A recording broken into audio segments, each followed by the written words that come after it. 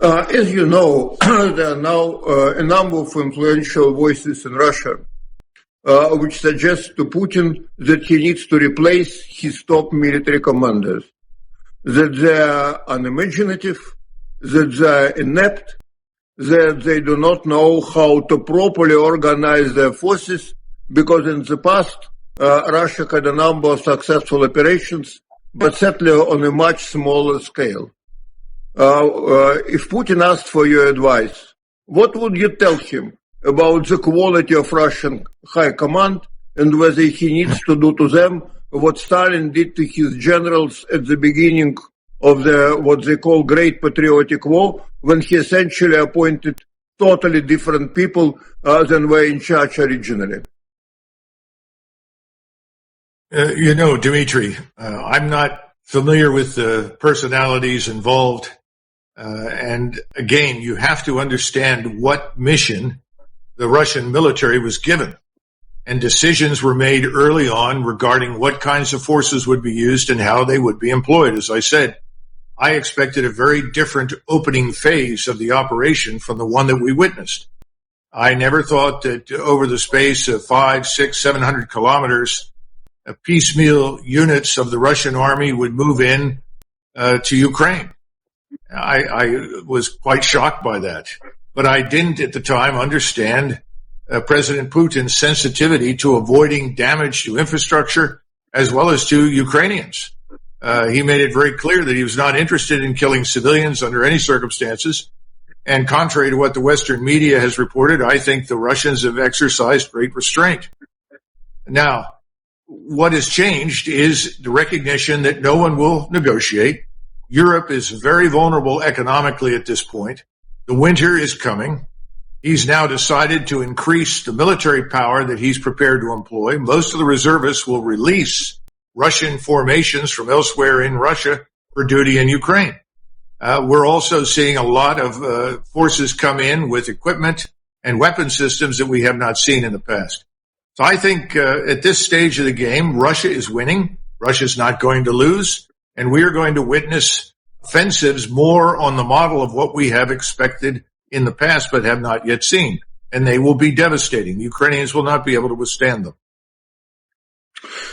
Well, I wanted to ask you a question which perhaps is no longer relevant in view of what you just have said. I kind of was operating on the assumption that it would be difficult for Russia to prevail without using some qualitatively different weapons. And I was thinking, of course, about tactical nukes. If you look again at the Russian media, at Russian official statements, there is an interesting dichotomy.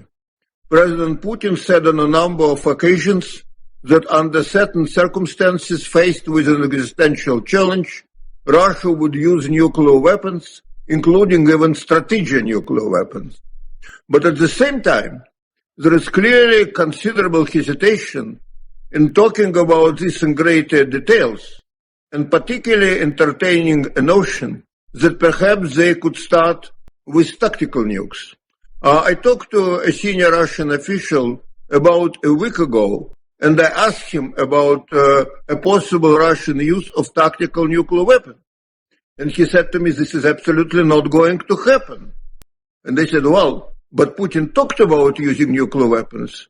He said Putin never talked about using nuclear weapons against our Ukrainian brothers. This is unthinkable. And I said, well, but can't it become thinkable if Russia is going to be on the losing side? And he said, well, that's not going to happen.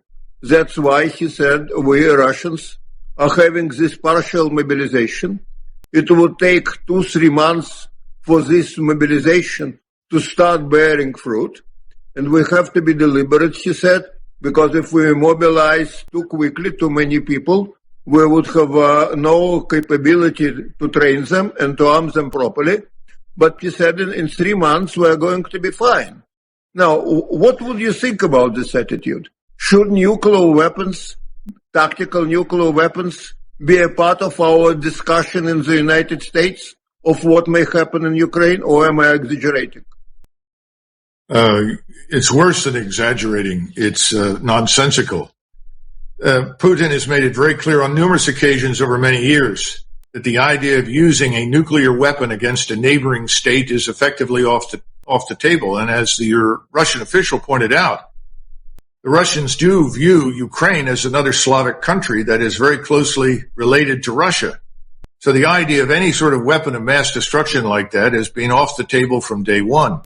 I think the nuclear scare is largely invented in Washington, D.C., and it's designed to scare the West, particularly West Europeans, into thinking something could happen that won't. The only way that a nuclear confrontation could occur would be if we launched a nuclear weapon at Russia. We are not going to do that. The people inside the White House may be confused and disappointing in many ways, but insane isn't one of them. There will be no nuclear confrontation. There will be no nuclear warheads involved in this war. So forget it. Well, this is very reassuring. So you basically are saying that obviously we are dealing with something very serious, with potentially ominous consequences, geostrategic consequences for the United States, but we are not talking about like during the Cuban Missile Crisis. We are not talking about a likelihood of direct U.S.-Russian nuclear confrontation, right?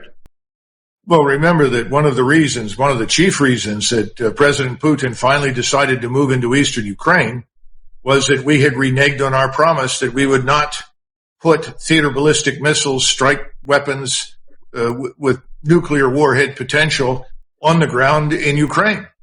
And when it became clear that that promise was not going to be honored, along with a lot of other promises, he said, we've got to go in. We've got to clean out eastern Ukraine, and then we've got to achieve neutrality for the Ukrainian state.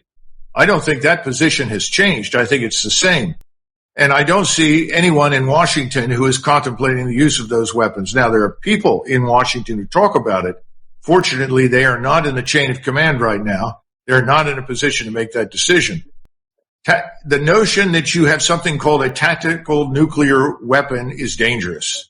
And this is something that the Russians understand very well. The use of any nuclear weapon will lead rapidly to escalation, simply because the side that is the victim will conclude that if it does not use its arsenal quickly, it will lose it. So there will be no use by the Russians, and I don't see any evidence that we will do it.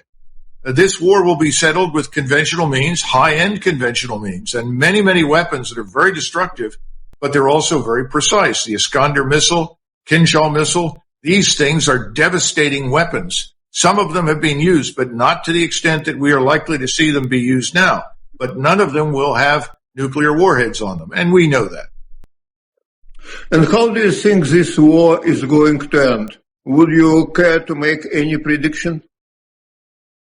I think that we will rapidly become absorbed here in the United States with our own internal financial and economic difficulties.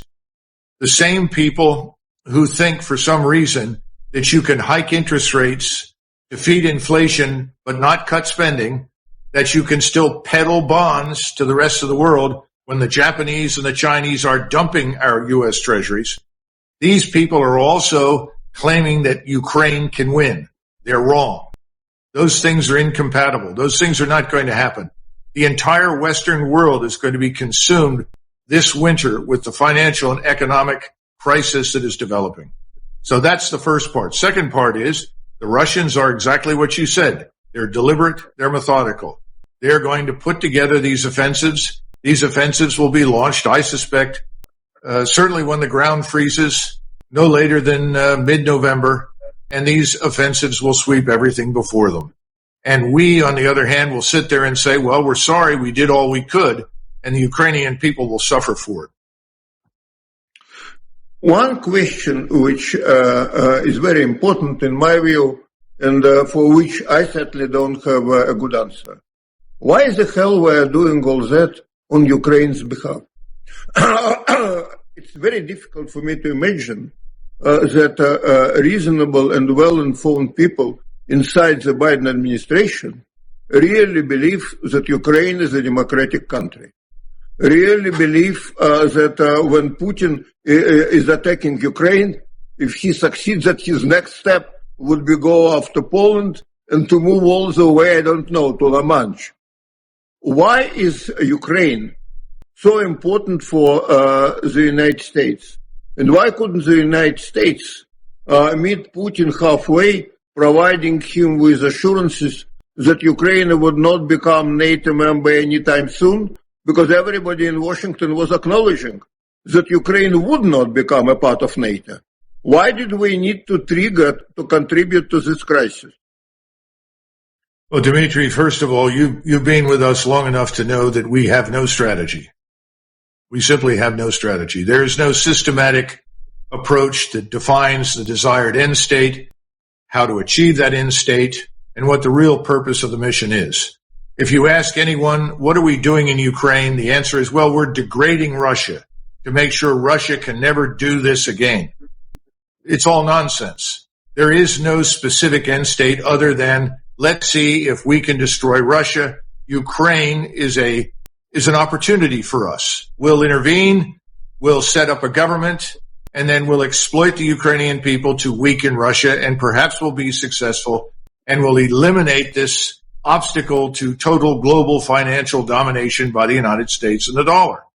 It's ridiculous nonsense. The World Economic Forum is part of it. The people in the West, the elite class is part of this. It was a terrible miscalculation. It's not going to work. It's going to fail miserably, and we are going to be in serious crisis. So the best answer I can give you is that these people were opportunists. They thought they could do something they can't. It's failing. It will fail. And the consequences for us will be enormous. I mean, look, NATO is really in ruins at this point. Anybody who looks at it objectively knows the Europeans are not mobilizing nor have any interest whatsoever in a war with Russia. They thought NATO existed to stop wars in Europe. They thought NATO's purpose was to avoid future wars. They thought the EU was there to promote peace and prosperity across borders. All of that has been turned on its head by Washington. Washington is failing. It won't work. All we have to do at this stage, I'm afraid, is take the abuse that we will from the mainstream media and from the politicians in Washington who will depict us as deranged traitors. But in the next 60 to 90 days, that picture will change tremendously. And when it does, we will do what we have always done. We will stop talking about Ukraine, change the subject, and talk about other things. Because in the final analysis, what happens in Ukraine has never mattered strategically to us.